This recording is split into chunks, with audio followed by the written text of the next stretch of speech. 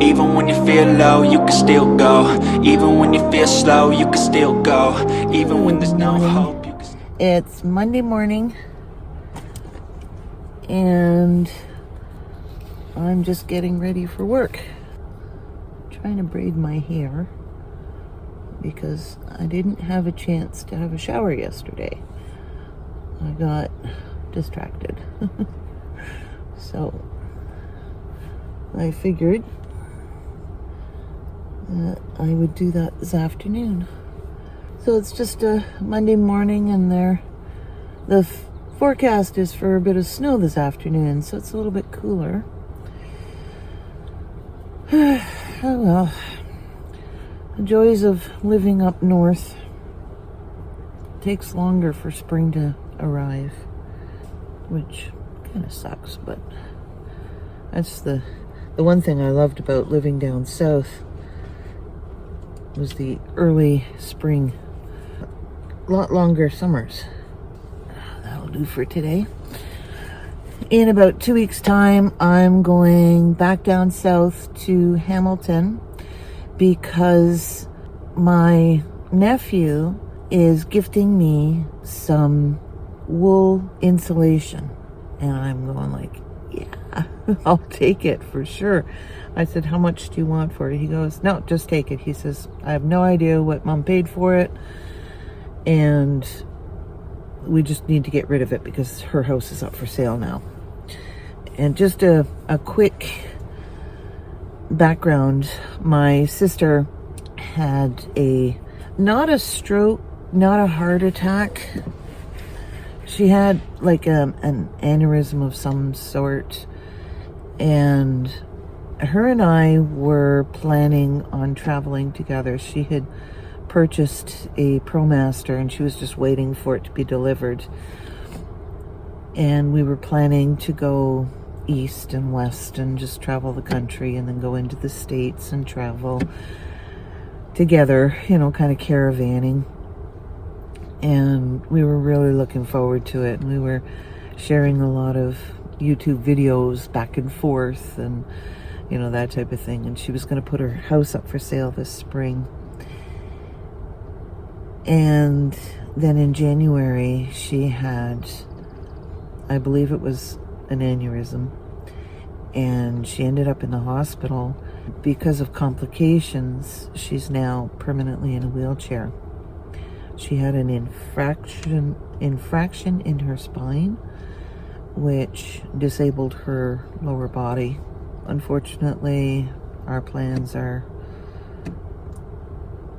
came to a screeching halt at that. Anyway, she had purchased stuff for her van, the insulation, and a few other things. And my nephew said that I could have it.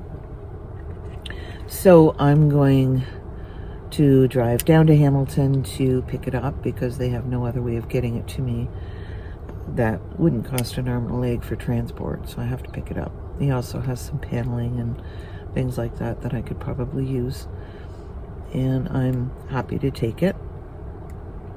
Unfortunately, I won't be able to see my sister that weekend because she's now in Windsor, which is a couple hours from Hamilton, where she used to live.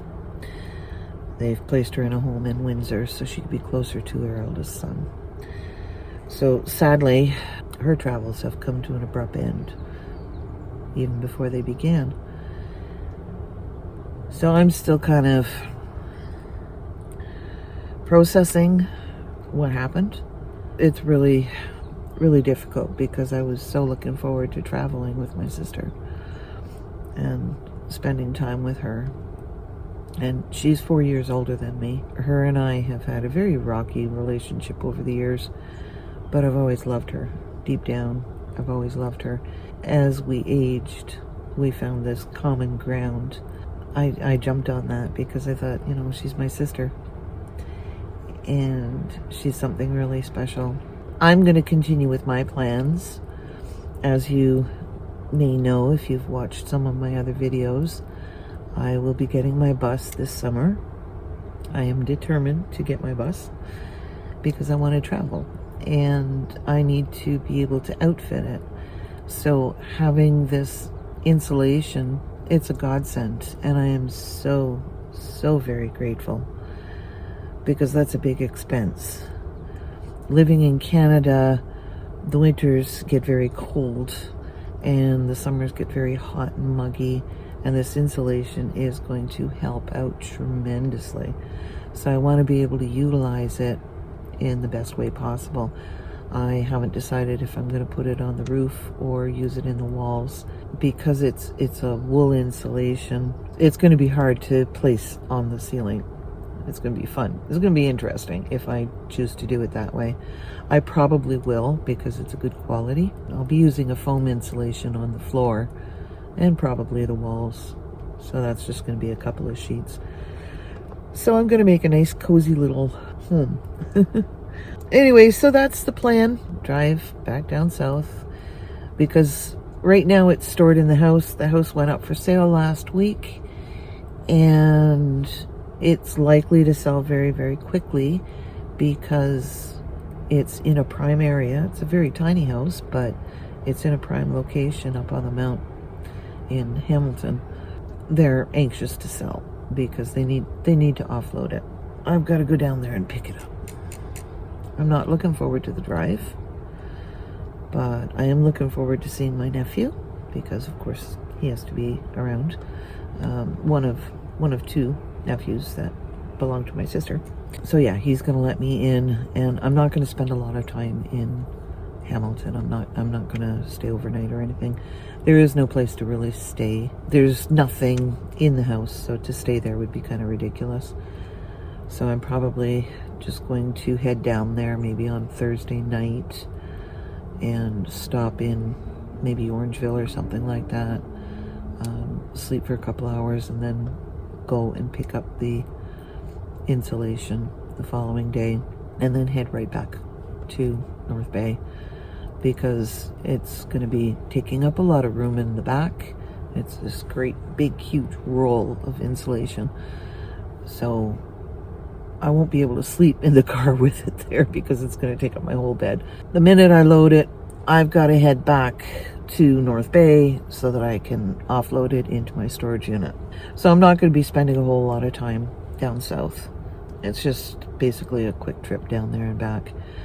But the kicker is, I was talking to my mom, and she wants to go and visit my sister in Windsor. And my mom lives in just outside of Calgary, Alberta. So she wants to fly in, but she also wants to meet me, because I'm now the executor and the power of attorney for my mom, because my sister is not capable of doing that. So I'm it. And she wanted to get together with me and figure out, I don't know, she just wanted to tell me what I needed to do. I don't know why she can't do it over the phone. But that's a chance to visit my sister. So I'll probably go down to Windsor for a day or two. But that's a long trip.